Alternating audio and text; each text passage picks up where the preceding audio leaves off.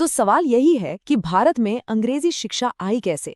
क्या ये कोई अचानक लिया गया फैसला था, या इसके पीछे एक बहुत गहरी, सोची समझी रणनीति और विचारों का एक महासंग्राम छिपा था? चलिए, इस दिलचस्प पहेली को मिलकर सुलझाते हैं। तो शिक्षा में एक नई शुरुआत।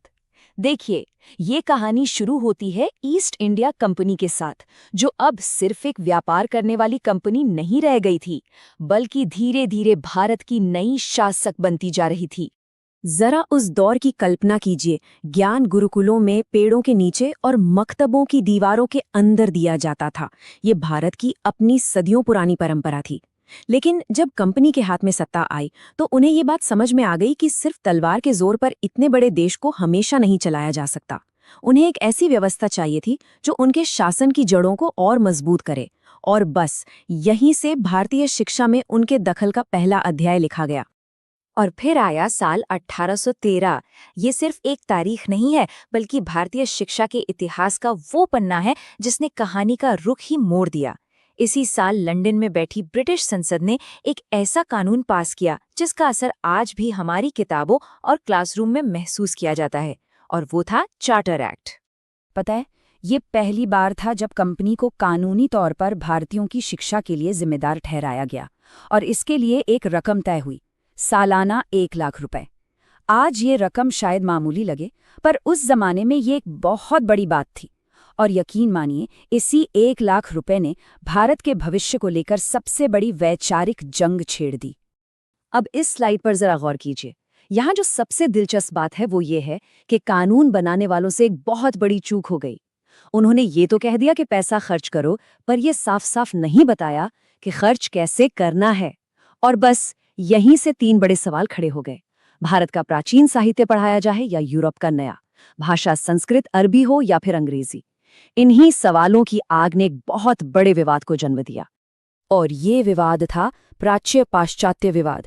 ये सिर्फ पैसों के खर्च का सवाल नहीं था। नहीं, ये भारत के भविष्य की दिशा तय करने वाला एक वैचारिक युद्ध था कि भारत की आत्मा क्या होगी, पूर्वी या पश्चिमी। इसमें 2 गुट आमने सामने थे। एक तरफ थे प्राच्यवादी, जो मानते थे कि भारत का असली खजाना उसके अपने प्राचीन ज्ञान, संस्कृत और अरबी साहित्य में ही है, और हमें उसी को आगे बढ़ाना चाहिए। दूसरी तरफ थे पाश्चात्यवादी, जिनका मानना था कि भाई, भारत को अगर आगे बढ़ना है तो पुरानी ज्ञान परंपरा से निकलकर पश्चिम के नए विज्ञान और साहित्य को अपनाना होगा, और इसका माध्यम तो सिर्फ और सिर्फ अंग्रेजी ही हो सकती थी। इस वैचारिक जंग में दोनों खेमों में बड़े बड़े दिग्गज थे। प्राच्यवादियों की तरफ वॉरेन हेस्टिंग्स जैसे प्रशासक थे, जो भारतीय संस्कृति का सम्मान करते थे और उसे बचाए रखना चाहते थे। वहीं दूसरी तरफ पाश्चात्यवादी गुट के सबसे बड़े चेहरे थे लॉर्ड मैकाले, जिनका तो ये मानना था कि यूरोप की किसी एक अच्छी लाइब्रेरी की एक अलमारी का साहित्य ही पूरे भारत और अरब के साहित्य से बेहतर है।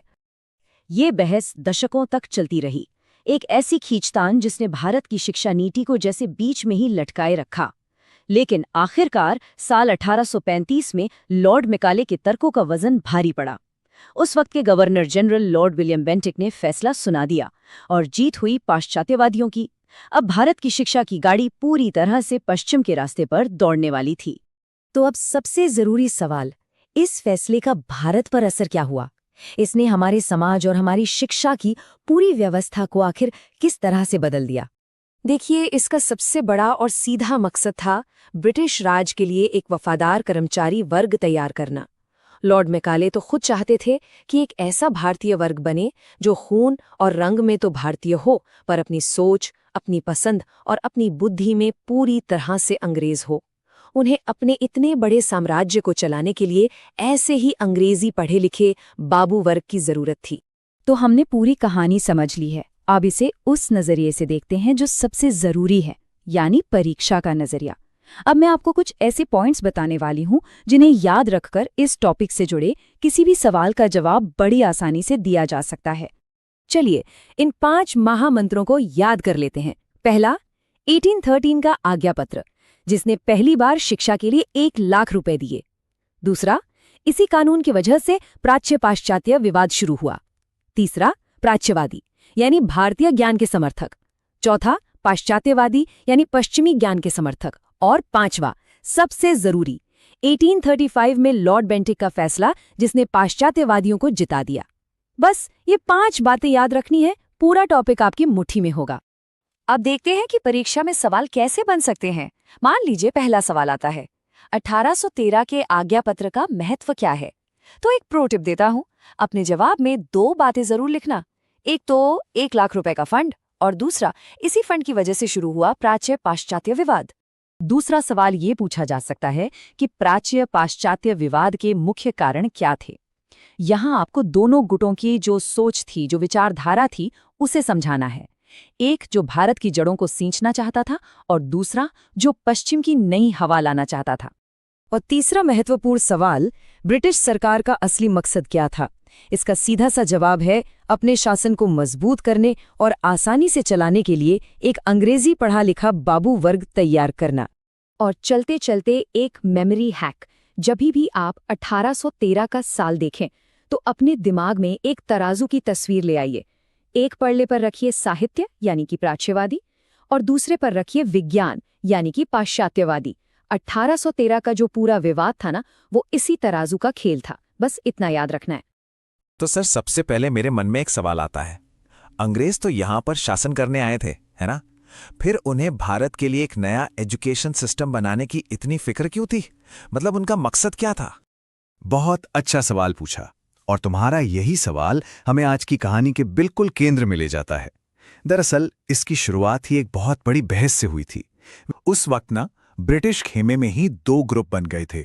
एक तरफ थे प्राच्यवादी, जो कहते थे कि भारत का अपना ज्ञान, अपनी भाषाएं जैसे संस्कृत और अरबी बहुत महान है और हमें उसी को बढ़ावा देना चाहिए। और दूसरी तरफ थे पाश्चात्यवादी, जिनका साफ मानना था कि असली तरक्की तो वेस्टर्न साइंस और लिटरेचर से ही होगी और उसके लिए अंग्रेजी सीखना जरूरी है। और ये बहस कोई छोटी मोटी नहीं थी, ये इतनी ज्यादा बढ़ गई कि कोई फैसला ही नहीं हो पा रहा था। सोचो, शिक्षा के लिए पैसा अलग रखा है, लेकिन वो सालों साल बस ऐसे ही पड़ा रहा, क्योंकि कोई ये तय ही नहीं कर पा रहा था कि उसे भारतीय शिक्षा पे खर्च करे या अंग्रेजी शिक्षा पर। सब कुछ जैसे ठहर सा गया था। और फिर इस रुके हुए माहौल में एंट्री होती है लॉर्ड मैकाले की, एक ऐसा शख्स जिसने अपनी एक जोरदार और कह सकते हैं काफी विवादित सोच के साथ इस पूरी बहस की दिशा ही मोड़ दी। साल था 1835। मैकाले ने एक रिपोर्ट पेश की, जिसे तारीख में मैकाले का मिनट कहा जाता है। ये बस एक दस्तावेज नहीं था, ये एक ऐलान था जिसने बिना किसी शक के पाश्चात्यवादी यानी अंग्रेजी शिक्षा के पक्ष में फैसला सुना दिया। ये एक टर्निंग पॉइंट था। और इसी रिपोर्ट में मैकाले ने अपनी असली मंशा साफ कर दी थी। उन्होंने लिखा कि हमें एक ऐसी क्लास तैयार करनी है जो रंग और खून से तो इंडियन हो, पर जिसकी पसंद, सोच, आदतें और समझ सब कुछ अंग्रेजों जैसा हो। यही था उनकी एजुकेशन पॉलिसी का असली मकसद। ये सुनकर तो बड़ा अजीब लग रहा है। मतलब उनका मकसद सिर्फ ऐसे लोग बनाना था जो अंग्रेजों और भारतीयों के बीच एक पुल का काम करें। तो फिर भारत की अपनी हजारों साल पुरानी भाषाओं और संस्कृति का क्या होता? क्या उसे पूरी तरह खत्म कर देना था? बिल्कुल सही सवाल है, और यही मैकाले की नीति की सबसे बड़ी आलोचना भी है। देखो, इसके 2 पहलू थे। एक तरफ ये सच है कि इसने हमारे लिए मॉडर्न साइंस और दुनिया के नए विचारों के दरवाजे खोले, जिससे देश में एक नई राजनीतिक चेतना भी जगी। लेकिन इसका दूसरा पहलू बहुत अंधेरा था। इसने भारतीय साहित्य और कल्चर को बिल्कुल किनारे कर दिया, आम जनता की शिक्षा की कोई बात नहीं की और हमारे समाज को 2 हिस्सों में बांट दिया। एक वो छोटा सा वर्ग जो अंग्रेजी बोलता था, और दूसरा वो विशाल बहुमत जो नहीं बोलता था। तो मैकाले ने एक दिशा तो दे दी, लेकिन एक पूरा सिस्टम, एक ढांचा अभी भी गायब था। और इस कमी को पूरा करने के लिए कहानी में एक और अहम किरदार की एंट्री होती है, सर चार्ल्स वुड। उनकी योजना को तो भारतीय शिक्षा का मैग्ना कार्टा तक कहा गया। 1854 में आया वुड्स डिस्पैच। इसे भारतीय शिक्षा का मैग्ना कार्टा कहते हैं। मैग्ना कार्टा का मतलब होता है एक ऐसा ऐतिहासिक दस्तावेज जो किसी भी क्षेत्र में बड़े बदलावों की नींव रखता है। इसे ये बड़ा नाम इसलिए मिला क्योंकि ये पहली बार था जब प्राइमरी स्कूल से लेकर यूनिवर्सिटी तक पूरे भारत के लिए शिक्षा का एक कंप्लीट और ऑर्गेनाइज्ड प्लान पेश किया गया था। इस प्लान का स्ट्रक्चर एकदम साफ था, एक पिरामिड की तरह। सबसे नीचे नींव में थे प्राइमरी स्कूल, फिर उनके ऊपर मिडिल और हाई स्कूल, उसके बाद कॉलेज, और पिरामिड के सबसे ऊपर थीं 3 बड़ी यूनिवर्सिटीज, मद्रास, बॉम्बे और कलकत्ता में, बिल्कुल लंदन यूनिवर्सिटी के मॉडल पर। एक पूरा सिस्टमैटिक ढांचा तैयार कर दिया गया। और ये योजना मैकाले की सोच से कहीं ज्यादा बड़ी और बेहतर थी। इसने कहा कि सिर्फ अंग्रेजी नहीं बल्कि भारतीय भाषाओं को भी पढ़ाई का माध्यम बनाया जाना चाहिए।